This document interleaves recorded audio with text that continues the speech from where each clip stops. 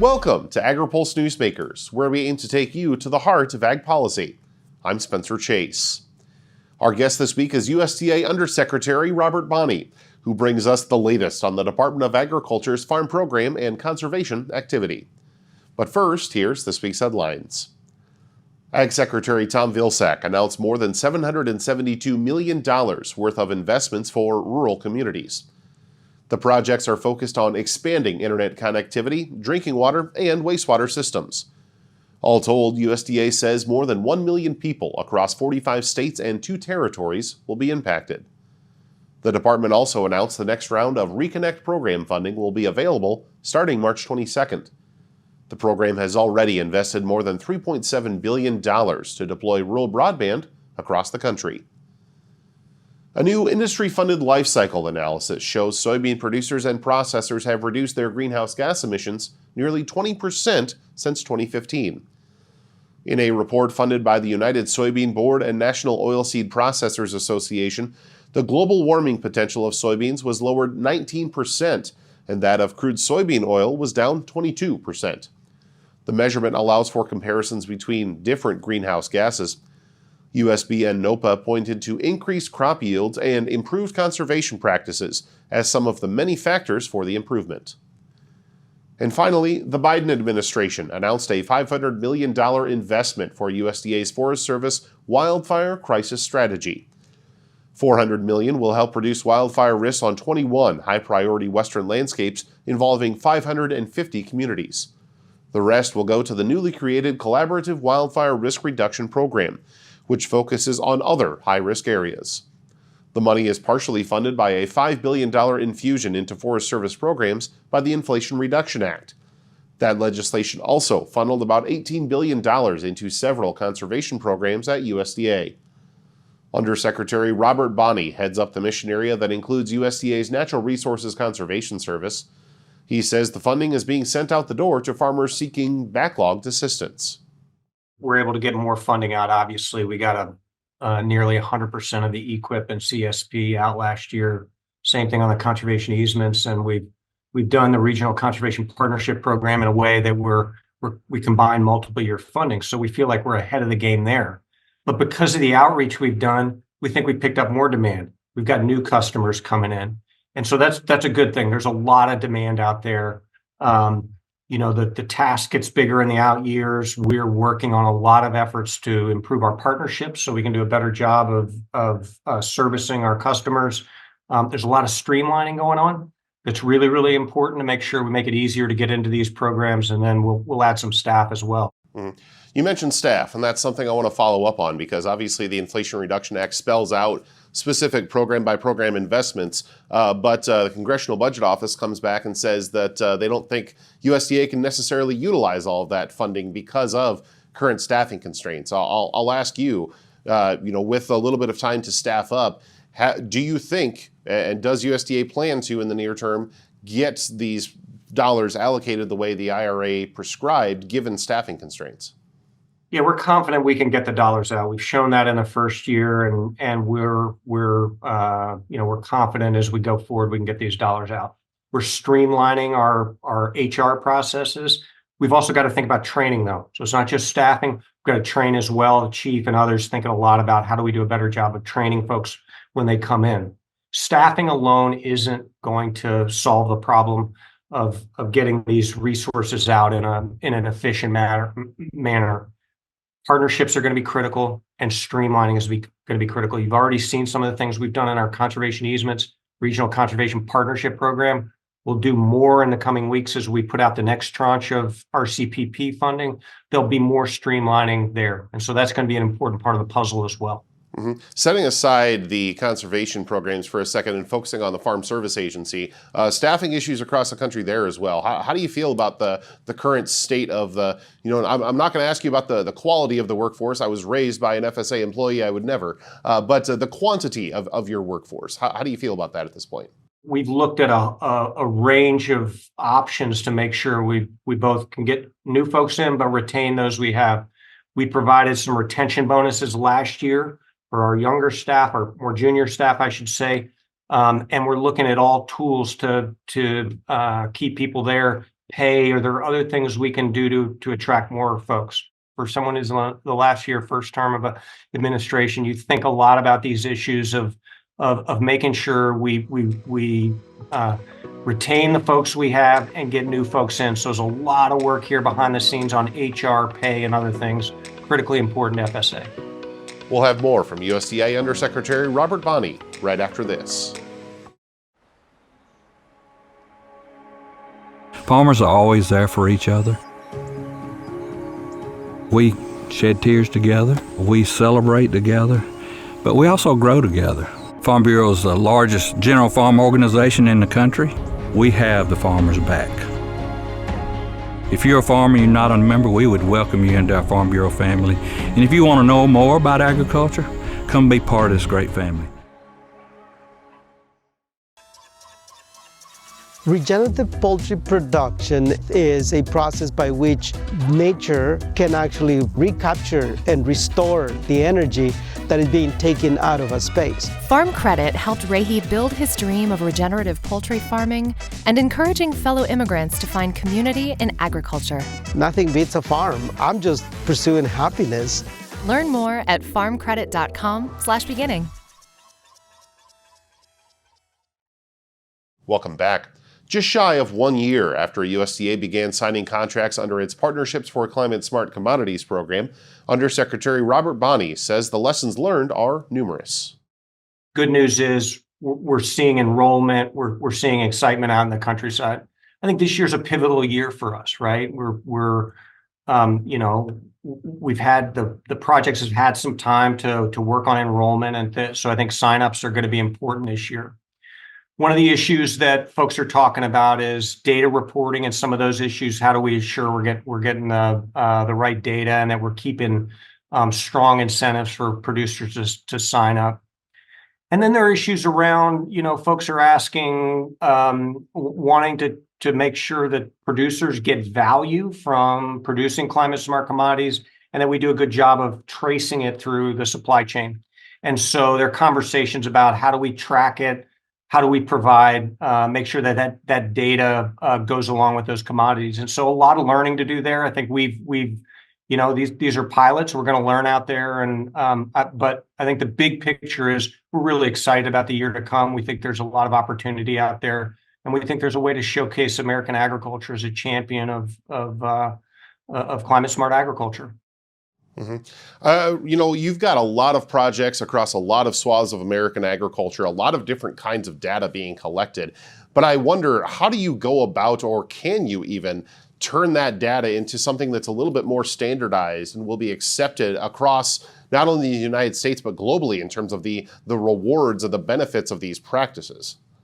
So this is a really, really important question. And there's one piece that's just about almost outside of the partnerships program. How do we do a better job at USDA and soils data, methane, nitrous oxide, understanding all the impacts of climate smart practices, big investment from the Inflation Reduction Act on those things. And then how do we integrate that with the projects in the partnerships program? There's some new technologies, new companies that are collecting data in different ways, really, really important. And as we roll out the Growing Climate Solution Act, and as we move forward with the partnerships program, I think we want to have a broader conversation with folks in agriculture about this issue related to standards. Are there things that USDA could do that would help private investment into agriculture and forestry as a climate solution? Mm-hmm. This program, of course, funded through the Commodity Credit Corporation, and that's something that has generated a decent amount of attention on Capitol Hill. And it's something where the Secretary has said that that could potentially be a fund that's utilized not only for issues like this, the department tapped it for trade promotion last year, but could be an avenue to better support farmers in lieu of a tight Farm Bill budget. I know Congress writes the Farm Bill, USDA implements it. I'm not going to ask your opinion on the Farm Bill side of things, but from the CCC producer support side of things, what would the idea that Secretary Vilsack is discussing, what would that ultimately need to look like? The CCC has a lot of really important work it does. It supports a lot of our base programs. And whatever we do, we've got to make sure that it satisfies those basic needs, continues doing the work that it does for so many of our producers. I think more broadly what the Secretary was talking about is, anytime you go into a Farm Bill, They're conversations about how do we pay for the needs of U.S. agriculture. And I think there are some flexibility you can think about in the CCC there. And I think that's what he's pointing to. You've seen the work we've done on trade promotion here recently with bipartisan support from the Hill using the CCC. Obviously, partnerships for climate-smart commodities, a creative use, but it's a commodity program and it supports commodity production. Mm-hmm. Wrapping up here on something, just kind of looking at the farm economy. We had last week's Ag Outlook Forum, and the week prior we saw some farm income figures that frankly didn't look, the way a lot of producers would like them to. Wondering, does the Farm Service Agency, USDA writ large, have any plans to do any kind of additional distressed borrower relief, given the condition of the farm economy, interest rates, and the like? We don't right now. I mean, the work we're doing with distressed borrowers right now is obviously the IRA funding, and we've seen, the number of bankruptcies and the number of distressed borrowers fall. That's really, really important. We are thinking about as the IRA funds, as we exhaust those funds, what can we do in our loan program to provide better servicing, to make sure that we provide the best deals we can to our producers, particularly young producers and others that are coming into agriculture. So it's a robust conversation. How do we institutionalize some of the things we're thinking about here to provide a better deal for our producers and to invest in American agriculture? Mm-hmm. Undersecretary Bonnie, thanks for joining us. Thank you. We'll be right back to hear from this week's panel, but first, our Hannah Pagel walks us through farm gate sales across the country in this week's Map It Out. The latest census of agriculture is out, and it shows which states are generating the most revenue from farming and ranching. This map shows the market value of all ag products sold in each state. California led the way with more than $59 billion, which is almost $14 billion more than what USDA reported in 2017. The only other state to generate more than $40 billion was Iowa, with nearly $44 billion. Texas, Nebraska, and Minnesota rounded out the top 5. More than half the states topped $8 billion. The grand total from across the country was a little over $543 billion. If you're interested in the latest ag census data, we have in-depth coverage on agripulse.com. For Agri-Pulse, I'm Hannah Pagel. The Senate and House Ag Committees are busy working on the next Farm Bill, which will cover commodities, specialty crops, livestock, and more. This legislation will impact every farmer, rancher, and rural business for the next 5 years. Make sure you don't miss insights and analytics that only Agri-Pulse and its top-notch team of well-connected experts can provide. Register today for a free trial at agripulse.com and click the subscribe button, or email us at pam@agri-pulse.com. You don't want to miss this Farm Bill coverage. Agriculture Future of America is a nonprofit building transformational leaders in food and agriculture. AFA prepares college students to join the workforce as innovative and engaged young professionals who will shape the future of agriculture. Head to agfuture.org to find out how you can get involved. Did you know Agri-Pulse has all your favorite podcasts, including Open Mic, Newsmakers, and Drive Time? Take us wherever you go. Subscribe at agripulse.com or on Spotify, Google Play, or Apple Podcasts. Welcome back to Agri-Pulse Newsmakers, where we're going to continue our conversation about USDA's conservation and farm program activity and some of the political implications of it, with a couple of panelists keeping a close eye on the subject. Joined for that by Laura Wood with LWP Consulting and Ken Barbic with Invariant Government Affairs. Appreciate both of you taking a little bit of time to join us. And Laura, going to you first, we look at the fact that USDA's Partnerships for Climate-Smart Commodities program, they started signing contracts on it about a year ago. Some of that work continues to this day. But I will ask you, what are you hearing at this point about how those projects are going, how USDA is incorporating some of the information it's learning? Just generally speaking, how are things going thus far? I think things are going a little bit as expected.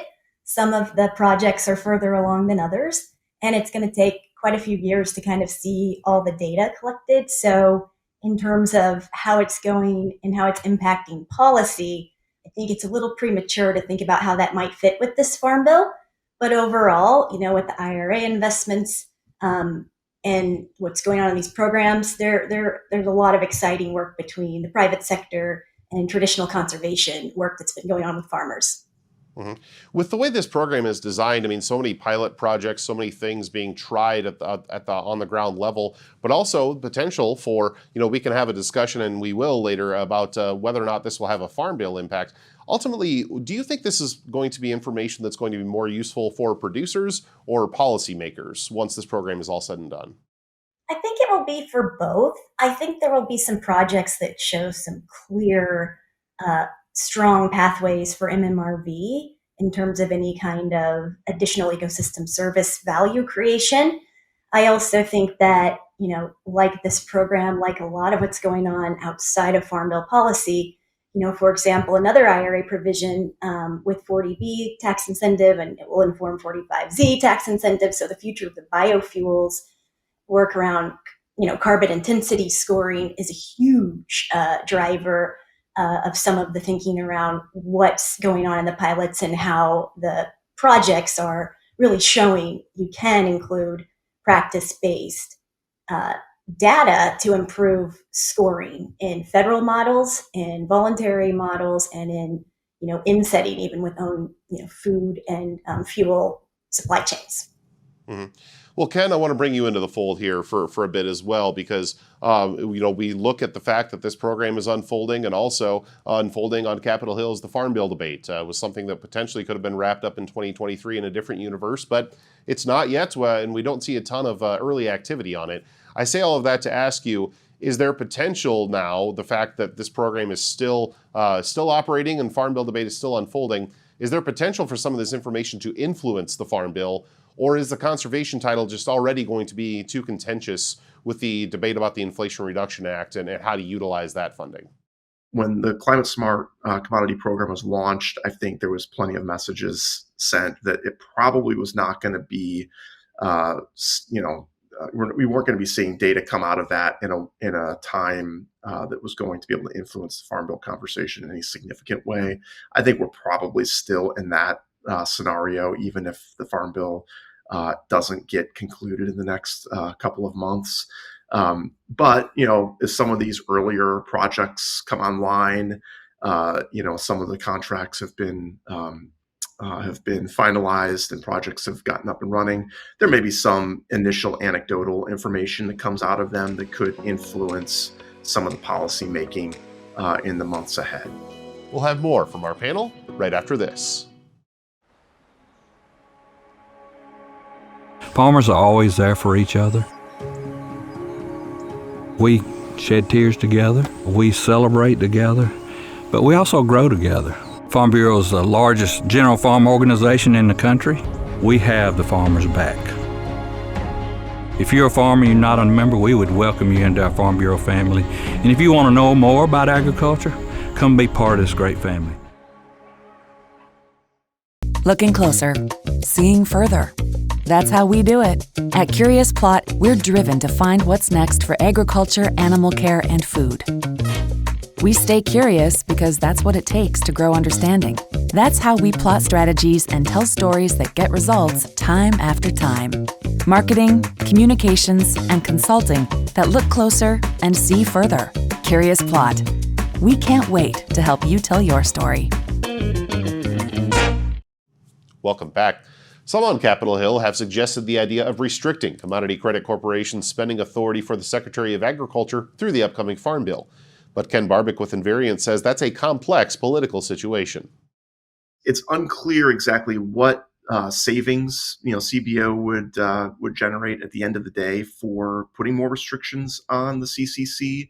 I think it's important to remember that the CCC is an important tool, not just for the payments under the traditional Farm Bill programs that get processed through that account, but also the Secretary having flexibility to be able to address things that come up outside of the course of a Farm Bill. But I think a real question will be what savings would be generated that could be repurposed for other consideration within the Farm Bill. And what that number ends up being is going to be a significant driver, I think, in whether or not certain restrictions get put into place on that account. Mm-hmm.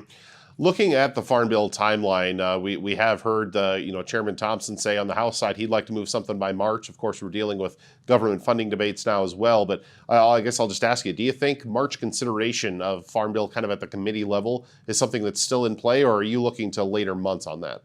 I do think that once we get past the appropriations cycle for FY24, there is going to be a window. And, if we see the appropriations bills get wrapped up here in the next couple of weeks, I do think that we'll have a window from, probably the middle of March through, hopefully at least Memorial Day, maybe early summer, where the committees could have an opportunity to act. And I think, you're seeing a lot of messages come out of the various corners right now in terms of proposals and, high-level messaging, which indicates there is a desire for movement still.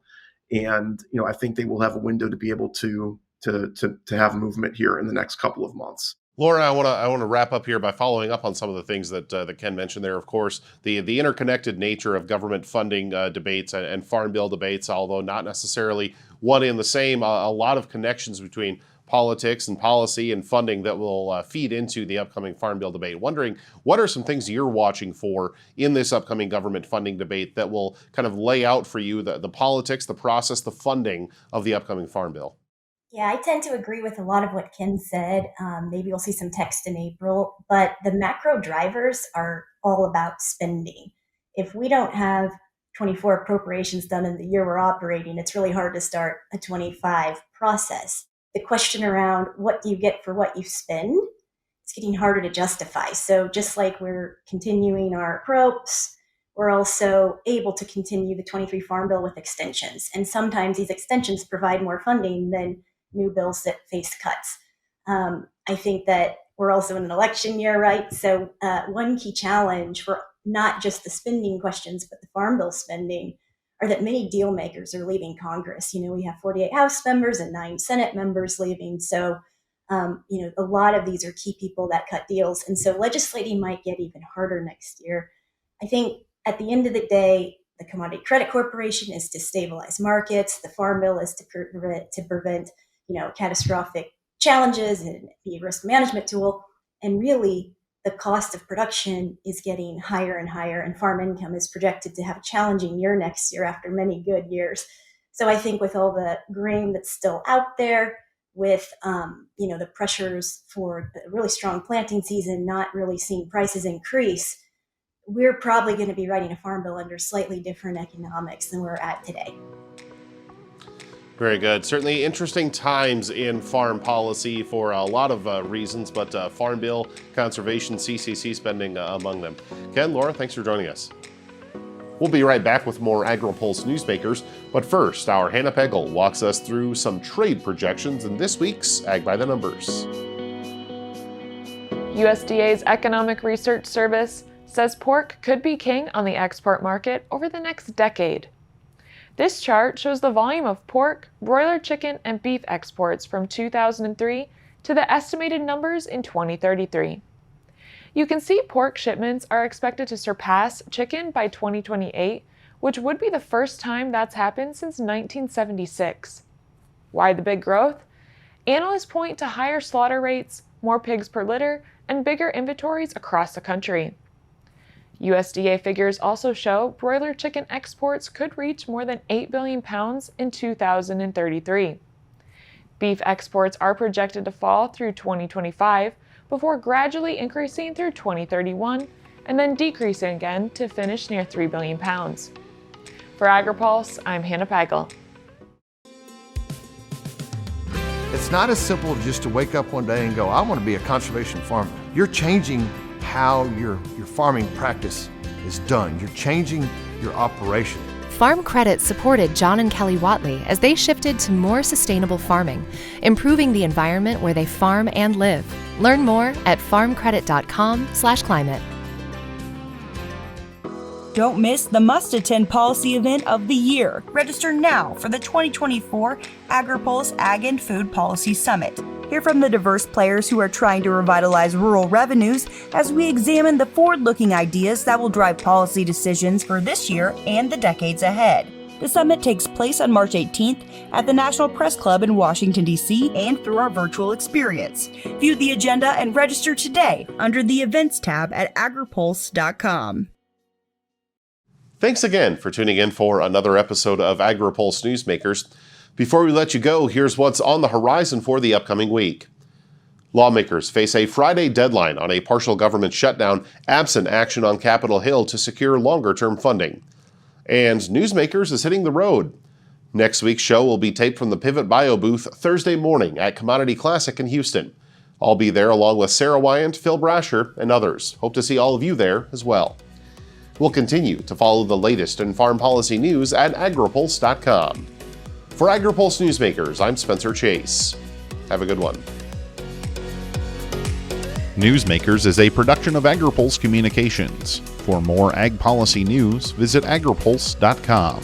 You can also find our new content on YouTube and wherever you get your podcasts. Don't forget to follow Agri-Pulse and our correspondents on social media to get breaking news and more.